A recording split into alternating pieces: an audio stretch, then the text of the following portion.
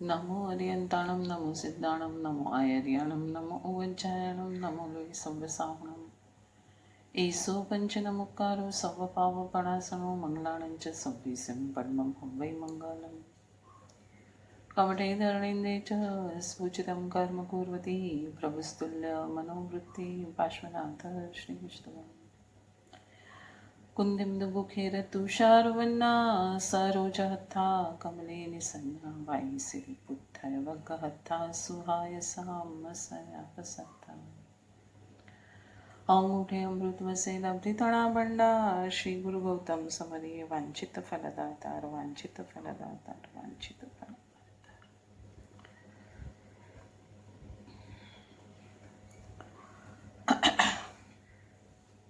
उपाध्याय પરમ પૂજ્ય યશુ વિજય મહારાજ સાહેબ રચિત સમાધિ શતક ગ્રંથ અને તેના ઉપરનું ભક્તિ યોગાચાર્ય પરમ પૂજ્ય યશુ વિજય મહારાજ સાહેબના વિવેચન ઉપરના સ્વાધ્યાયનો આજનો આપણો 33મો દિવસ છે અને આપણે ગાથા આવ્યા 38મી ગાથા આવ્યા અને વિવેચનનો 33મો દિવસ છે. કાલે આપણે ગાથામાં 2 વાત જે જોઈ હતી, ખાલી ઉપર છેલ્લી એને જોઈ અને આગળ જઈએ કે રાગ દ્વેષ આદિને દૂર કરીને સાધક જ્યારે સહજ ગુણોને પામે છે, નૈગમ નયથી જેણે યાત્રા શરૂ કરી, નૈગમ નયમાં અપરમને ત્યાગ અને પરમને પામ, આ શરૂઆત જ્યાંથી એણે કરી હતી એ નૈગમ નયને એ નિશ્ચય નયમાં કન્વર્ટ કરવા તરફ જેમ જેમ આગળ વધી રહ્યો છે, એમ એમ અંદરનો આનંદ એનો વધારે ને વધારે ખીલી રહ્યો છે. આજે આપણે 38મી ગાથાને લઈએ છીએ. રાગાદિક પરિણામયુત મનહિ અનંત સંસાર. શું કીધું? રાગાદિક પરિણામયુત, યુત એટલે યુક્ત, રાગાદિક પરિણામથી યુક્ત જે છે એ જ અનંત સંસાર. તે હિ જ, ત્યાં જ, બીજે ક્યાંય નથી જવાનું. તે હિ જ રાગાદિક રહિત જાને પરમ પદ સાર. હવે મન જે છે રાગ વગેરેના પરિણામથી યુક્ત એ સંસાર અને રાગ વગેરેના પરિણામથી રહિત મન તે મોક્ષ. તો હવે ક્યાં જોશું, ક્યાં જશું, કોને ઓળખશું, કેવી રીતના ઓળખશું? મન જે છે એમાં જ રાગાદી પરિણામ થાય છે, પછી વચન અને કાયામાં પ્રવેશે છે. તો હવે મન એ આપણું સૌથી નજીકનું સગું, સૌથી નજીકનું સગું કોણ છે? આપણું મન છે, બરાબર છે. અને મનમાં શું થાય છે એ તો તરત જ આપણને બીજી ક્ષણે જ ખબર પડી જાય છે. હવે મન, આત્મા, શરીર એ ત્રણેયનું એક કવચ બનાવીએ આપણે. તો મન બી છે, આત્મા પણ છે અને શરીર પણ છે. એકદમ નજીક આપણે કોણ છે? આ ત્રણ વસ્તુ આપણી સૌથી વધારે નજીક છે, બરાબર છે. વચનમાં તો પછી પ્રગટ થશે. મનમાં મારે આ બોલવું છે, હવે અત્યારે મેં આ ગાથા વાંચી અને વિચાર કર્યો કે મારે આ બોલવું છે, તો પેલા મારા મને કમાન્ડ આપ્યું ને, પછી મારા વચનથી એ પ્રગટ થશે અને પછી કાયાથી કોઈને ઈશારો કરીને કે આમ કંઈ આમ એક્શન કરીને બતાવવાનું આવશે તો પછી કાયામાં આવશે. તો સૌથી નજીકના મન, આત્મા અને શરીર ત્રણ છે આપણા. હવે એમાં આપણે આટલા વખતથી યાત્રા ઉપાધ્યાય સમાધિ શતક ગ્રંથ સાથે યાત્રા કરતા કરતા કરતા આજે આપણે 38મી ગાથા સુધી આવ્યા. તો આ 38મી ગાથામાં હવે બહાર આગળની ગાથાઓમાં ધન, સંપત્તિ, કર્મ આ બધું તારું બહારની દુનિયા છે, હા ને? પત્ની, ઘર, સંસાર, પૂતગલ, પરદ્રવ્ય આ બધું છે. તો હવે એણે એ તો કાઢી નાખ્યું. જે એનાથી ડિસ્ટન્સ રાખીને જે વસ્તુઓ હતી એ એનો એણે ત્યાગ કર્યો કે હા, આ તો મારી સાથે પરભવમાં આવવાનું નથી. પરભવમાં તો મારા શુભ અને અશુભ કર્મ જ આવવાના છે સાથે. એટલે એકદમ એ નજીક આવી ગયો. આ બધું એણે ત્યાગી દીધું. હવે અહીંયા આ ગાથામાં બહુ માર્મિક વસ્તુ પકડાવે છે કે મન જે છે એમાં રાગ છે અને રાગ નથી, એની ઓળખ કોણ કરે છે? મનમાં મને અત્યારે કશાય ભાવ આવી રહ્યો છે, શુભ ભાવ, અત્યારે મને શુભ ભાવ આવી રહ્યો છે, હા, તો એની ઓળખ પણ કોણ કરે છે? કે મારા મનમાં અત્યારે પ્રભુ પ્રત્યે, ગુરુ પ્રત્યે, આ સ્વાધ્યાયના માધ્યમથી આ ગ્રંથ પ્રત્યે જે એક શુભ ભાવ, શુભ ધારા વહી રહી છે, કે આનંદ થઈ રહ્યો છે, કે આવી વસ્તુ છે જૈન દર્શનમાં, આવું બધું સમજાવવામાં આવ્યું છે, તો આ બી એક રાગ જ છે. બરાબર છે? આપણે આગળ જોયા અશુભને તો કાઢી નાખ્યા આપણે. હવે આપણે આપણા સૌથી નજીકના સગા મન પર આવી ગયા છીએ. હવે જે આ રાગ છે મનની અંદર ચાલી રહ્યો છે, એને જોનાર કોણ છે? જ્ઞાન જ છે. બરાબર છે? તો રાગ પણ શું છે? શુભ કશાય છે, પ્રશસ્ત કશાય છે. તો કશાય, કર્મ એ તો પૂતગલના છે. બરાબર? જ્ઞાન આત્માનું છે. એટલે પાછા બે વ્યક્તિ એમણે ઊભા કર્યા ગાથા દ્વારા, કે રાગ જ્યાં છે અને જ્ઞાનમાં તને રાગ જણાય છે, તો પણ એ રાગ રાગનો છે, રાગનો છે, કશાયનો છે, કર્મનો છે, તારો નથી. કેમ કે પૂતગલ છે અને શુભ પુણ્ય કર્મ છે, એના થકી રાગો ઉત્પન્ન થયા રાખે છે. બરાબર છે? અને તારું તો જ્ઞાન, જ્ઞાન, જ્ઞાન, જ્ઞાન સિવાય આત્મામાં બીજું કાંઈ છે જ નહીં. એટલે બે વ્યક્તિઓ છૂટી પાડી. બરાબર છે? તો હવે અહીંયા શું કીધું આપણને? જ્યાં મનમાં રાગ પડ્યો છે ત્યાં શું કહી દીધું? સંસાર છે. અથવા તો રાગ ઉપર દ્રષ્ટિ જયા રાખે છે, રાગને સારો માને છે, મારો માને છે, કરવા યોગ્ય માને છે. આ રાગ છે તો બધું કાર્ય થશે. આ જે અવળી માન્યતા માની છે, આ પણ સંસાર જ છે. તો હવે સાધક કરે શું? એને દેવગુરુ પ્રત્યે તો શુભ રાગ આવે છે, તો કરશે શું? તો કે સહજ ભાવે શુભ ભાવથી એનું કાર્ય કરશે. કેમ કે એ પૂતગલ દ્રવ્ય છે, તો આ બીજું દ્રવ્ય છે, એનું કાર્ય કરશે. તું તારું ખાલી જ્ઞાન જાણ, જાણ, જાણ. હવે એ જાણ બી ખાલી પરને જાણ્યા રાખીશ તો એ સંસાર છે પાછો. તો હવે જ્ઞાન, જેમ લીંબુ અને ખટાશ, લીંબુમાં જ ખટાશ હોય ને, કે ખટાશ લીંબુથી બહાર ઉછળીને જાય ક્યાંય? આપણે જ્યારે લીંબુનો ઉપયોગ કરીએ છીએ ત્યારે આપણે એને નીચોવીએ છીએ તો એમાંથી રસ ઝરે છે અને ખટાશ પાણીમાં પ્રસરે છે. તો કંઈક બીજી પ્રક્રિયા કરી, નીચોવાની પ્રક્રિયા કરી, તો લીંબુમાંથી રસ છૂટો પડ્યો અને પાણીમાં આવ્યો. બરાબર છે? પણ અહીંયા તો આ એક્ઝામ્પલ બી આમ ફેલ જશે. કેમ કે લીંબુની ખટાશ પાણીમાં ગઈ, પણ અહીંયા આત્માનું જ્ઞાન પૂતગલમાં આવ્યું. કોઈ કાળે આવે છે? નથી આવતું. તો આત્મા અને એનું જ્ઞાન તો કનેક્ટેડ જ રહેશે, એ કઈ બહાર ઉછળીને આવતું નથી. જેવી રીતના અખંડ લીંબુમાં એની ખટાશ અખંડ વ્યાપીને રહી છે, એ જ પ્રમાણે આત્મા અને એનું જ્ઞાન અખંડ જ રહેશે. ચાહે તમે ચંદ્ર સુધીનું ભલે ને વિચારી લો, તો બી એ જ્ઞાન કઈ ચંદ્રમાં નથી જતું રહેતું, તૂટીને ત્યાં નથી જતી રહેતું, તો એ અખંડ જ રહે છે. તો હવે જ્ઞાન પોતે ભલે અહીંયા સુધી વ્યાપીને ગયું, દૂર સુધી ભલે વ્યાપીને ગયું, પણ રહ્યું તો આત્માના કનેક્શન સાથે જ રહ્યું કે નહીં? બરાબર છે? તો હવે જ્ઞાની, અહીંયા જ્ઞાનીની વાત થાય છે. એણે શું કર્યું? પહેલા બધા પર પદાર્થને છોડી દીધા. હવે જ્ઞાનથી એણે જોયું કે જૂના કશાયો પડ્યા છે, શુભ ભાવો પડ્યા છે, પુણ્ય કર્મો પડ્યા છે, એના ઉદયો હવે ચાલી રહ્યા છે. તો એને પણ જુએ છે. જેવી રીતના આ બધી વસ્તુને એને જોતા આવડી ગયું હતું, એમ આને પણ હવે જોયા જ રાખે છે અને પોતાનું જ્ઞાન પોતાના ગુણ તરફ વાળતો જાય છે. તો આ થઈ સાધના. કેટલી સહેલી છે! એટલે મન, આત્મા, શરીર સાથે છે. શરીર તો એને પહેલા જ છોડી દીધું. હવે મન અને આત્માની જે રમત જ્ઞાનની જે ચાલી રહી છે ત્યાં સુધી આવી ગયો. એટલે કઈ અહીંયા ઉતાવળે આંબા પાકશે નહીં. ગ્રંથો સમજીને વ્યવસ્થિત સ્ટેપ બાય સ્ટેપ સમજશું. પહેલા શરૂઆતમાં બતાવ્યું, આપણે અત્યારે આજે 38મી ગાથામાં આવ્યા ત્યારે હજી આ વાત આવી.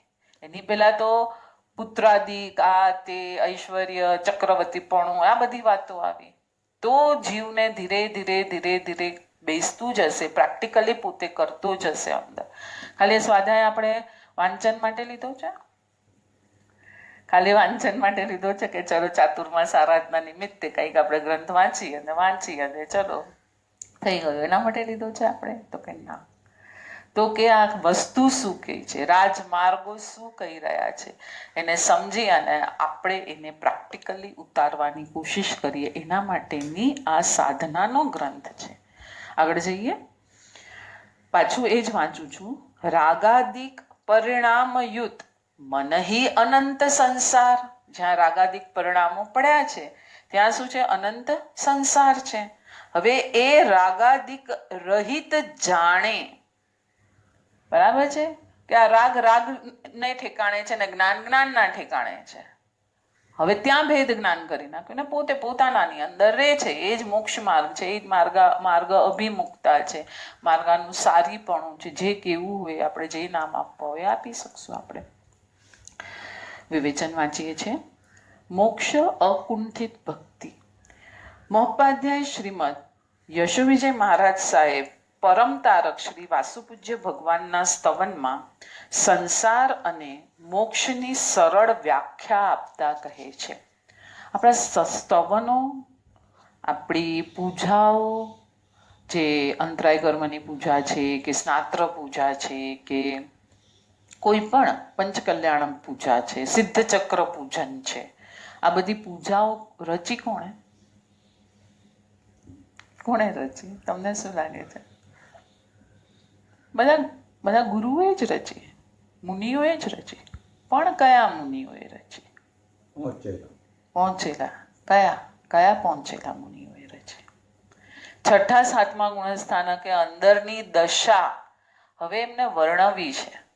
ત્યારે અંદરની દશા વર્ણવા સાથે સામાન્ય જન પણ આ દશા શું છે એને ઉહાવો થાય, એના માટે સ્તવનો અને પૂજનોમાં બધું આ ગૂંથી કાઢ્યું છે. પણ આપણે શું કર્યું? રાજમાર્ગને શું કર્યું? ચાલો આગળ જઈએ. વાસુપૂજ્ય પ્રભુના સ્તવનમાં સંસાર અને મોક્ષની સરળ વ્યાખ્યા કહી છે. ક્લેશ વાસિત મન સંસાર, ક્લેશ રહિત મન તે ભવ પાર. આ ગ્રંથ બી મોપાધ્યાય યશો વિજય મહારાજ સાહેબનું છે, સ્તવન બી મોપાધ્યાય યશો વિજય મહારાજ સાહેબનું છે. દેવચંદ્ર મહારાજ સાહેબ ખોલી લો, આનંદ ઘનજી મહારાજ સાહેબ, વીર વિજય, કોઈ પણ મહારાજ સાહેબની કોઈ પણ રચના ખોલી લો, એમાં આ જ આવશે. એટલે ક્લેશ કોને કીધો? ક્રોધને ક્લેશ કીધો? ના, પ્રશસ્ત રાગને પણ એ લોકો ક્લેશ કહી દેશે, કેમ કે એ બી મોક્ષ માર્ગમાં બાધક બનીને ઊભું છે. અને એ પણ અંદર એકદમ એના ગુણમાં એને સ્થિરતા નથી થઈ, માટે પ્રશસ્ત રાગ આવશે. શુભ કીધો છે, કામનો કીધો છે, પણ અમુક સ્ટેજ સુધી.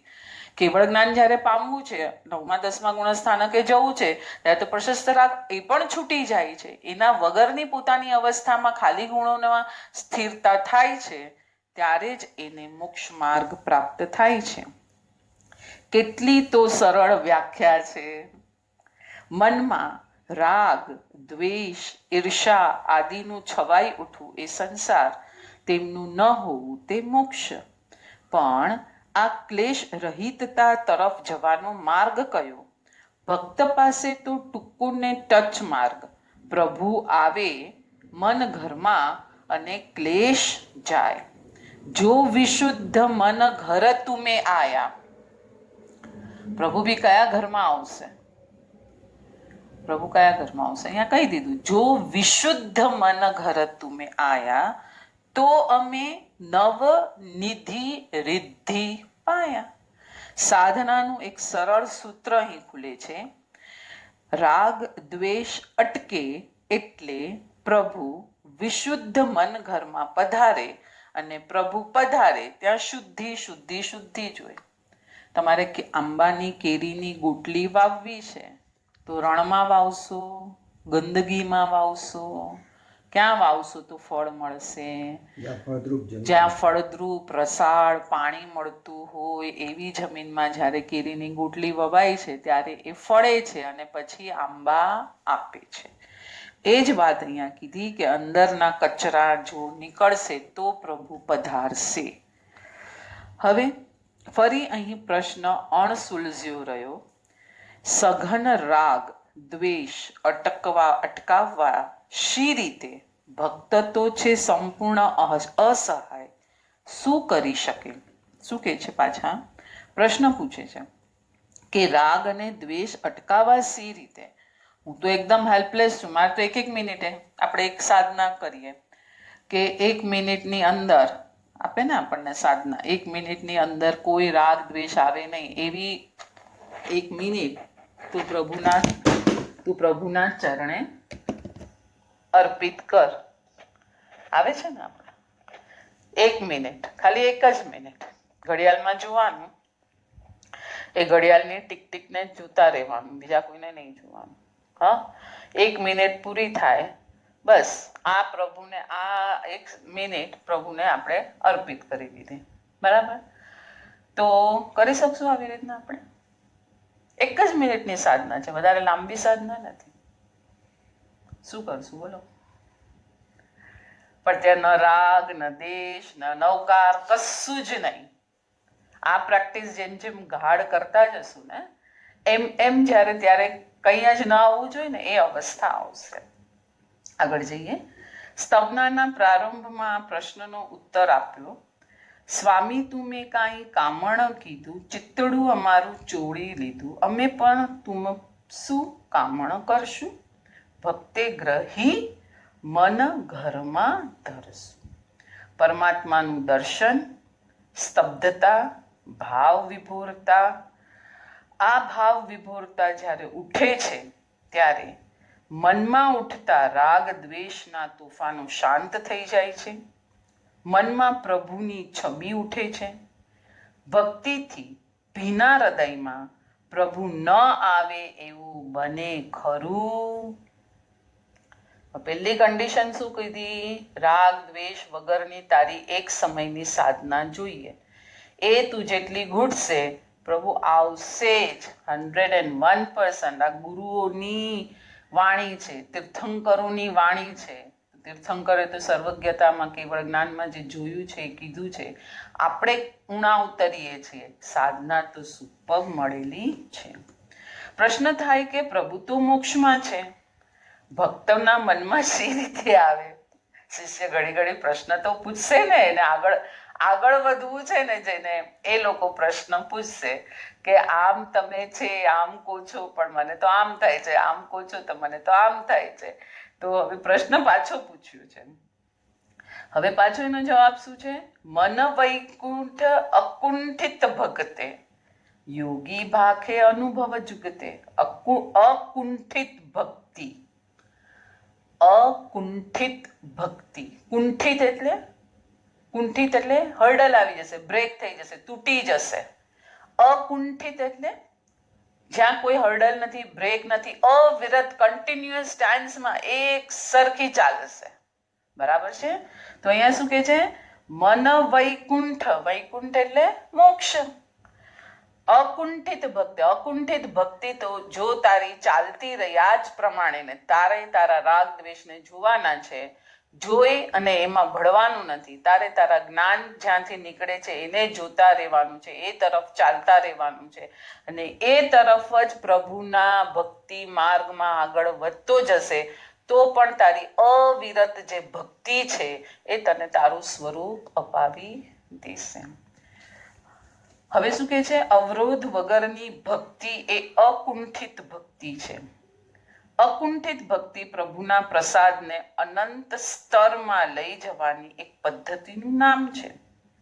તમારો વિચાર, ઈચ્છા ભળે તો ભક્તિમાં અવરોધ પેદા થાય. જો વિચાર બી રાગ છે, બધું જ રાગનું ખાતું છે. ન જોઈએ કોઈ જ અપેક્ષા. મોક્ષની અપેક્ષા બી જોઈશે? મોક્ષે જવું છે, મોક્ષ તો ત્યાં જ છે. 7 રાજલોક ઉપર બેઠો છે મોક્ષ તો અહીંયા જ છે. મોક્ષ તો અહીંયા આપણે કર્યું ને, સૌથી નજીક જે છે ને એ આપણને ન જોઈએ. આપણે એકાદ એક્ઝામ્પલ આપણે લઈએ કે આપણે ઘણીવાર મોર્નિંગ વોક લેવા જુબી જ જઈએ ત્યારે આપણે જોઈએ તે બધા ગુજરાતથી ને આપણે હમણાં આપણે જતા હતા ત્યારે બધા ગુજરાતથી કેટલા બધા આવે ને આમ નાય ને આપણને એમ થાય શું હશે ને આપણે તો સૌથી નજીક જૂ બીચ છે તો આપણે મહિને કે ક્યારેક હમણાં તો આપણે કેટલા વખતે ગયા ત્યારે એટલે સૌથી નજીકનું જે હોય ને એની કિંમત જ ન હોય, દૂર દૂરનું હોય ને અરે હા એ બીચ બહુ સરસ હતો, આ બહુ સરસ હતું. એટલે અહીંયા સૌથી વધારે નજીકનું સગું જ મોક્ષ પાવાનું છે. આત્મતત્વ જે તારું સૌથી નજીકનું તત્વ છે એ જ તને મોક્ષ અપાવવાનું છે. મોક્ષ તો ત્યાં લાંબે બેઠો છે, નજીક નથી. એટલે ઈચ્છા પણ જોઈશે નહીં. અહીં તો છે ભક્તિ માટે ભક્તિ, કશા માટે ભક્તિ નહીં. મોપાધ્યાય યશોવિજયજી પાછા યાદ આવે છે, મુક્તિથી અધિક તુજ ભક્તિ મુજ મન વસી. આવી ગયું, અપેક્ષા વગરની જ તારી ભક્તિ છે એ તું મને અપાવી જ દેશે, કઈ મને કઈ શંકા છે જ નહીં એમાં. જયસુ સબળ પ્રતિબંધ લાગુ, ચમક પાષાણ જીમ લોહને ખેંચે. જેમ લોઢાને, લોખંડને પેલું લોહ ચુંબક ખેંચે છે એના ફોર્સથી, એવી રીતના મુક્તિને આવી ભક્તિ. પણ કેવી ભક્તિ, કઈ કઈ ભક્તિની આગળ ડિમાન્ડ કીધી એ પ્રમાણેની ભક્તિ એ મુક્તિને લાવીને જ રહેશે. નથી અપેક્ષા, નથી રાગ, ન કાંઈ. ગુણો ગુણો ગુણો ગુણો પ્રભુના જે છે એમાં જ એનું મન લઈ લઈને છે, એ જ ગુણો પોતાનામાં દેખાય છે, એમાં એ સ્થાપિત થતું જશે. આવી ગઈ ભક્તિથી મુક્તિ.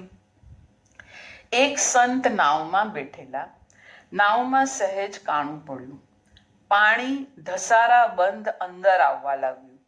સંત ચીપિયા વડે બીજું કાણું પાડવા મથે છે. લોકોને નવાઈ લાગી, લોકો તો પાણી ઉલેચે છે. સંત બહુ જ મોટા અને પ્રભાવશાળી સંત હતા એટલે એમને કોઈ કંઈ કહી શકતું નથી. કેમ એમણે આ કીધું હશે, આવું કેમ કર્યું હશે? ત્યાં તો હોડી કિનારા ભણી આવવા લાગી. સંતે કાણું પાડવાની પ્રક્રિયા બંધ કરી અને એઓ લોકોની જોડે પાછા પાણી ઉલેચવા લાગ્યા. લોકોને નવાઈ લાગી. પૂછ્યું ત્યારે સંતને કે તમે પહેલા તો કાણું પાડતા હતા ને હવે પાણી કેમ ઉલેચવા માંડ્યા? જ્યારે નાવમાં કાણું પડ્યું ત્યારે મેં માન્યું, સંત જવાબ આપે છે કે જ્યારે નાવમાં કાણું પડ્યું ત્યારે મેં માન્યું કે પ્રભુની ઈચ્છા નાવને ડૂબાડવાની છે, અને જો પ્રભુની ઈચ્છા આ હોય તો આપણે એને વધાવવી જોઈએ. કઈ કક્ષા હશે આ લોકોને? હા, આપણે તો જે પણ અત્યારે કોઈ પર્યાય બહાર આવે, કોઈ નિમિત્ત બહાર આવે, એને બદલાવાની કોશિશ કરીએ છીએ.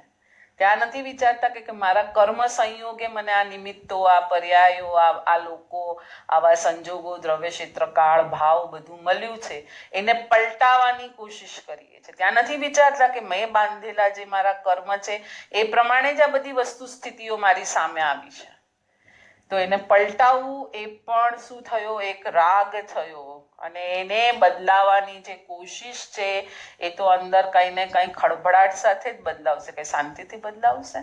તો આમણે તો કેટલું સહજ કહી દીધું કે મને લાગ્યું કે પ્રભુને નાવ ડૂબાડવી છે તો લાવો હું પ્રભુને વધારે હેલ્પફુલ થાઉં. પણ જ્યાં નાવ કિનારા તરફ આવવા લાગી ત્યારે મને લાગ્યું કે પ્રભુ તો આપણને બચાવવા ઈચ્છે છે, તો મેં એમાં હેલ્પ કરી. મારે તો કોઈ વિચાર કરવાનો હતો જ નહીં. પ્રભુ શક્તિને અનુકૂળ વહેવું એ અકુંઠિત ભક્તિ કીધી. તમારી ઈચ્છા આવી એટલે ભક્તિ તૂટી ગઈ. ખ્યાલ આવ્યો? કેટલું ફાઇન કીધું છે. આપણે સ્તવનો સુપર છે, એક સ્તવનમાં માલ પડ્યું છે, પણ આપણે તો અકુંઠિત ભગતે મન, આમ અકુંઠિત શબ્દનો અર્થ પણ આપણને ઊંડાણનો ખબર નથી. રાગ, દ્વેષ, ઈર્ષાથી છલકાયેલું ઉભરાયેલું મન એ સંસાર અને રાગાદિકથી રહિત મન તે મોક્ષ. મોક્ષ માટેની સાધના થશે રાગ, દ્વેષ, અહંકારની શિથિલતા. સાધના બરોબર થઈ રહી છે કે નહીં તે જોવા અને ચકાસવા સાધકે એક જ પ્રશ્ન પોતાની જાતને પૂછવો જોઈએ કે તારા રાગ, દ્વેષ અને અહંકાર શિથિલ થઈ રહ્યા છે કે હજી ભભૂકી રહ્યા છે?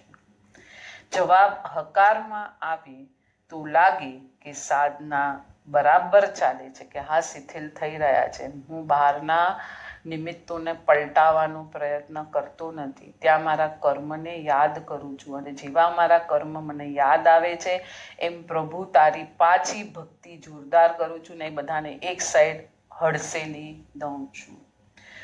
આપણી સાધના પ્રત્યેનું આપણું અધિમૂલ્યાંકન ઓવર એસ્ટિમેટ હોઈ શકે. શું કીધું? પાછું વાંચું છું, નહીં સમજાયું ને વાક્ય. પહેલા શું પૂછ્યું કે તમારે તમારી સાધનાને ચકાસવાની, કે તમારી સાધનામાં તમને રાગ, દ્વેષ, અહંકાર આવે છે કે નહીં એ તમારે ચકાસવાના, બરાબર છે? અને તમને લાગે છે કે શિથિલ થઈ રહ્યા છે, નથી આવી રહ્યા, તો તમે બરાબર ચાલી રહ્યા છો. એટલે અકુંઠિત ભક્તિ, without hurdle you are going ahead. પણ આપણે આપણી સાધનાનું તો અધિમૂલ્યાંકન એટલે આપણે આપણી વસ્તુને તો હંમેશા વધારે જ આપણે, એટલે તો રસગારવ, વૃદ્ધિગારવ અને શાતાગારવ પરિહરું, કેમ કે આદત છે અનાદિકાળની. એટલે આપણે આપણી સાધના બરાબર જ લાગશે. આઈ એમ ઓલવેઝ રાઈટ, હું રોંગ ન જ હોઉં, હું બરાબર કરું છું, મેં આટલું સાંભળ્યું છે, આટલું વાંચન કર્યું છે, મારા ગુરુ આમ કે છે એ પ્રમાણે જ હું ચાલું છું. અને તો આ પણ છે ને બહુ બધું અંદર ખળભળાટ છે. વાંચીએ. સદગુરુ પાસે જઈને પૂછવું જોઈએ, ગુરુદેવ મારી સાધના બરાબર ચાલે છે ને? ટીચર ક્વેશ્ચન, ટીચરે આપણને આખું સિલેબસ ભણાવ્યું સ્કૂલમાં. હા, પછી ક્વેશ્ચન પેપર આવ્યું એક્ઝામ્સ ટાઈમે. પછી ક્વેશ્ચન પેપરના આન્સર કોણ ચેક કરે? આપણે. અહીંયા તો એ જ પકડાવ્યું આપણને. તો આપણે પાછા ગુરુએ જેમણે સાધના આપી છે, જેને સમજણ આપી છે, એની પાસે જઈને પાછું આપણું પેપર ચેક કરાવશું કે આપણે આપણી જાતે કે નહીં, I am right, I am doing right. આ બી મહા અહંકાર અને રાગ દ્વેષ અંદર પોસાય છે અને એને એમ લાગે છે કે હું સીધો જઈ રહ્યો છું. પણ મોહ રાજા ખુશ છે કે આ ધર્મ કરીને પણ મારી સેનામાં જ છે, એક પણ પ્યાદો મારો ઓછો થયો નથી. રાગ દ્વેષ અહંકારની શિથિલતાને મોક્ષપથ અને રાગ દ્વેષ અહંકારનો વિલય તે મોક્ષ, બરાબર છે? શિથિલતા એટલે ઓછું કરવું, તે મોક્ષપથ છે. તો તમારે જોતા જવાનું છે અને એને કાઢવાનું, શિથિલ કરવાનું પ્રયત્ન કરવાનું છે. અને છેલ્લે એનો વિલય, નાશ થઈ જાય છે, એ છે મોક્ષ. મોક્ષ ક્યાં દૂર છે હવે? છે દૂર ક્યાંય? જરાય દૂર છે? ક્યાંય દૂર નથી, એકદમ આપણી નજીક જ છે. મન આપણી નજીક, જ્ઞાન આપણી નજીક, આત્મા આપણી નજીક. હવે એને જ જુઓ અંદર શું થાય છે, અંદર શું ધમાલો ચાલી રહી છે. આખા દિવસમાં કેટલો સમય કાઢ્યો આપણે આપણી અંદરની ધમાલોને ચેક કરવા માટે? કેમ ટાઈમ જ કે હમણાં તો લોકડાઉન ચાલે છે, વધારે બિઝી છે. શેમાં વધારે બિઝી છે લોકો?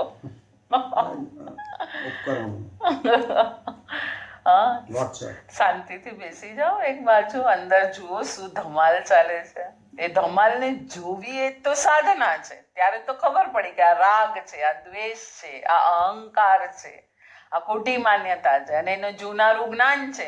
જ્ઞાન પકડો. જ્ઞાન ક્યાંથી આવે છે એને પકડો. એમ કરતા જાઓ. અંદર વિચારોના ટોળા આવે છે એને કે ભાઈ તું પૂતગલનો પરિણામ છે, તું પૂતગલમાં જ રે, મારી પાસે નહીં આવ.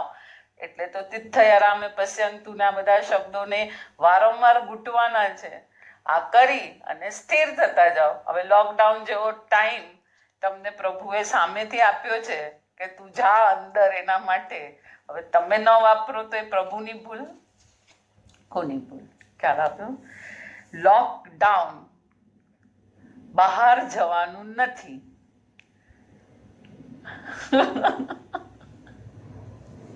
ક્યાં બહાર નથી જવાનું? તો કે ઘરની બહાર. તો તારું ઘર તો તારો આત્મા છે, તો તારા આ ઘરમાંથી કેમ બહાર જાય છે? તું ઘડી ઘડી આદત સુકામાં બધી ખોટી પાડી છે, તે ઘડી ઘડી બહાર જવાની. આટલું લોકડાઉન શબ્દમાં જ આખો મોક્ષ માર્ગ આવી ગયો. યુ લોકડાઉન યોરસેલ્ફ, અંદર જતો રહે તું, એટલે મોક્ષ માર્ગ આ રહ્યો હાથમાં. ક્યાં દૂર છે? ક્યાંય દૂર છે જ નહીં. 39 ગાથા પર આપણે આવીએ છીએ. ભવ પ્રપંચ મન જાળકી, બાજી જૂઠી મૂળ, 4-5 દિન ખુશ લગે, અંત ધૂળ કી ધૂળ. ભવના વિસ્તાર રૂપ મનની આ માયા ઝાડ છે. શું અર્થ છે આ બધાનો? 4 દિવસના ચાંદરડા જેવું, અંતે તો બધું વ્યર્થ અને વ્યર્થ. મન શું કરાવે છે? આપણે હમણાં જ કીધું, મન એને એવું ઊંધી રમતો કરાવે છે, એવો એને માયા ઝાડમાં પકડીને રાખે છે. ધર્મ કરે છે પેલો જીવ મોક્ષ માર્ગ માટે, પોતાના રાગ દ્વેષને શિથિલ કરવા માટે, અને મન પાછું પોતાની જાતે જ્યારે બધું સર્ટિફાઈડ કરવા જાય છે જીવ સાધનાને, ત્યારે મન શું કરશે? તું બરાબર બધું કરી રહ્યો છે એમ કરીને પોતાની પાસે જ મોહનીયના કબજામાં જીવને રાખે છે. બરાબર છે? પણ હવે ભવના વિસ્તાર રૂપ મનની આ માયા ઝાડ છે, હવે આને પણ ઓળખવી પડશે. આપણે શું કહેવું, આમ ઘણા લોકો મારી સાથે વાત કરતા હોય તો કે કરશું, ધીરે ધીરે થશે ને, ધીરે ધીરે થશે. તાવ આવે એને ધીરે ધીરે મટાડીએ છીએ આપણે. ઇન્જેક્શન આપો, ગોળી નથી કાંઈ, ઇન્જેક્શન આપો ફટાફટ. હા, અને પછી ધીરે ધીરે થશે. અઘરું છે ઇન્જેક્શન બી, તમે કીધું એમ દુખે છે તો બી લેવું છે ને તાવ મટાડવા માટે. તો સહન કર્યું કે નહીં? સ્થિર થયો કે નહીં? ઇન્જેક્શન આમ હલહલ કરીને લેશે? ડોક્ટર કહેશે બરાબર સ્થિર બેસો, તો નહીંતર ઊંધું લાગી જશે તો વધારે રિએક્શન આવી જશે, તો પગ પાકી જશે પાછો તમારો. તો ત્યાં સ્થિર થઈએ છીએ, હેવીમાં હેવી ડોઝ લેવા માટે તૈયાર થઈએ છીએ. બધું મનને મનાવીને જ કર્યું ને.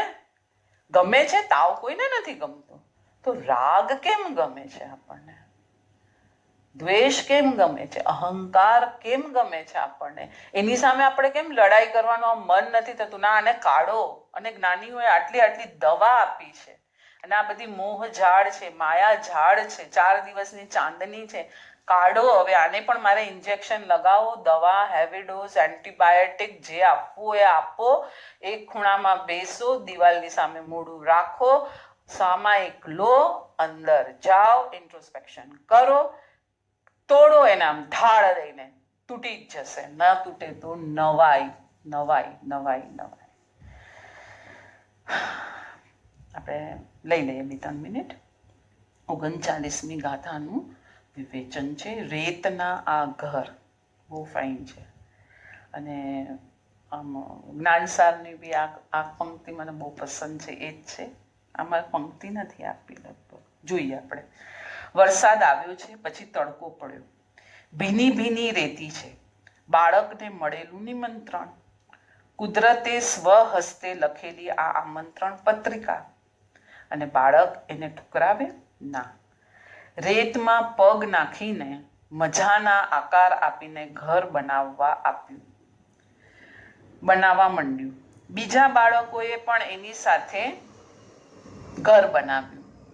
હવે બીજા બાળકો બધા એકબીજાના ઘર સાથે ચેડા કરવા માંડ્યા. એકબીજાના ઘરને તોડવાનું પેલું કરે છે કે ચલો, બધા બાળકો પેલા ભેગા થયા. બીજ કેમ પેલા નાના હતા આપણે બચ્ચાઓને લઈને જતા હતા, તો બધા 5-10 ફ્રેન્ડ્સ બધા છે, બધા પોતપોતાના ઘર બનાવે છે. પછી જરા બોરિંગ થઈ જાય છે. પેલા ઘર બહુ ફાઇન બનાવ્યા, હવે બોર માર્યું, એટલે એકબીજાના ઘર સાથે જરા કરે એટલે મસ્તી મજાક થાય, અને જરા થાય તો જરા એન્ટરટેનમેન્ટ મળે. હવે હાથાહાથી જામી મારામારી પણ થઈ ગઈ. ત્યાં તો મમ્મીએ બૂમ પાડી, ચલો જમવા. બધા બાળકો પોતાના પગે પોતાના ઘરને તોડી અને ઘર તરફ પોતાના રવાના થઈ ગયા. ભીતરી યાત્રાના સ્તર પર આ ઘટના જોઈએ તો 8 દ્રષ્ટિની સજ્જાઈમાં મોપાધ્યાય યશુ વિજય મહારાજ સાહેબે બાલ્ય ધૂલી ઘર લીલા સરખી, જે રીતના બાળકો ધૂળના ઘરને પોતાના પહેલા માનતો તો, કોઈ એને હાથ લગાડે તો લડાઈ પણ કરી લેતો તો, પણ જ્યારે સ્વઘર તરફ જવાનું આમંત્રણ મળ્યું ત્યારે બધાને લાત મારીને પોતાના ઘર તરફ ગયો. એવી રીતના ભવચેષ્ટા ઇહા ભાસે રે, આવી જ ભવચેષ્ટાઓ તને અહીંયા લાઈવ ભાસવી જોઈએ. આ બધું ધૂળનું ઘર છે, એને આત્મા લાત મારીને જતો જ રહેવાનું છે. જતું રહેશે કે લઈ જશે સાથે? કાયા અબચલ મેરે સાથ. આત્મા કહેશે ને, તારા માટે થઈને મેં આટલા પાપ કર્યા, આટલું જુઠ્ઠું બોલ્યું, આટલું તને શણગારી, આટલા ડાયમંડ પહેરાવ્યા, આટલા સોના, આટલા મોંઘા મોંઘા લાખ રૂપિયાના કપડાં પહેરાવ્યા, હવે તો ચાલ મારી સાથે. કાયા કહેશે અનાદિ કી મેરી યહી ચાલ, तू जा कर्म बांध के, मैं तो इधर ही रहूंगी, वापस दूसरे आत्मा को लपटाने के लिए मैं तो इधर ही रहने वाली हूँ, मैं किधर नहीं जाने वाली हूँ. સાધકને સંસારનો ખેલ બાળકોના રેતના ઘર જેવો લાગે છે. શું અર્થ આનો? એક તીવ્ર મંથન ભીતર ચાલ્યા કરે છે. આ છે સાધકની પરાકાષ્ઠા. આપણે પણ મોપાધ્યાયજીના આજે કેટલી બધી કડીઓ મોપાધ્યાયજીની જ આવી. સ્તવન બી મોપાધ્યાયજીનું આવ્યું, સમાધિ શતકની ગાથા પણ મોપાધ્યાયજીની આવી, 8 દ્રષ્ટિની સજ્જાઈ પણ મોપાધ્યાયજીની આવી. બધા મોપાધ્યાયજી. રિસર્ચ કરો, જાઓ અંદર, મોપાધ્યાયજીને પકડો, વાંચો તો બેડો પાર થઈ જાય ક્યાંક આપણો. અચ્છા, જીનાના વિરુદ્ધ કાંઈ પણ બોલાયું હોય તો મેચ્છામી દુક્કડમ. સર્વ સાધકો સાતામાં હશો અને બધાની સાધના સારી